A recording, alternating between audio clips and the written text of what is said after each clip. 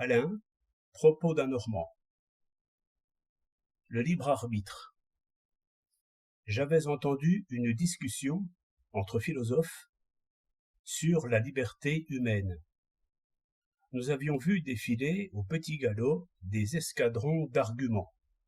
L'âne de Buridan, les motifs, les lois physiques, enfin tout ce qu'on dit pour ou contre depuis une vingtaine de siècles.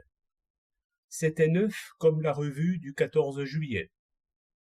Je m'en revenais en regardant, au-dessus des toits, le joli croissant de la lune, et je me disais, il faudrait que je sache d'abord si je suis maître de mes pensées, car si je ne suis pas maître de mes pensées, tout est dit. Eh bien donc, j'essaie mon pouvoir. Je veux penser à la pleine lune, et j'y pense. Je veux penser à Pondichéry, et j'y pense. Je veux penser au cours de l'argent et au prix du change, et j'y pense. Je veux penser au tour de la cathédrale, et j'y pense. Je veux revenir aux astres et aux principes de Newton, j'y reviens. Ainsi, ma pensée est souveraine. Elle parcourt la terre et les cieux. Elle se pose, elle s'envole. Elle est libre comme l'oiseau. On peut lier mes mains, on ne peut lier ma pensée. On peut me mettre en prison, ma pensée sortira de la prison. Ma pensée est libre. Mais non, ma pensée n'est pas libre.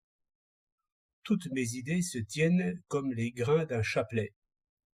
J'ai pensé à la pleine lune parce que je voyais le croissant de la lune.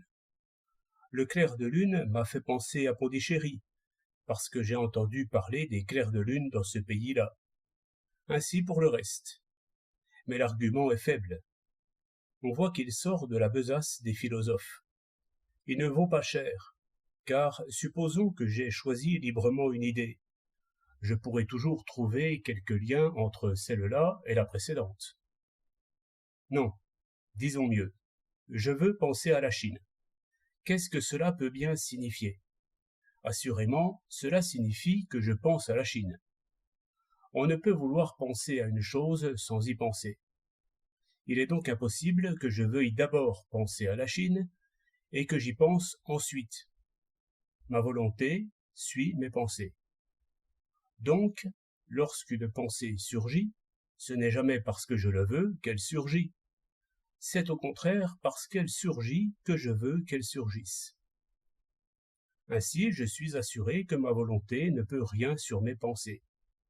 Voilà une question réglée. Je puis aller me coucher maintenant.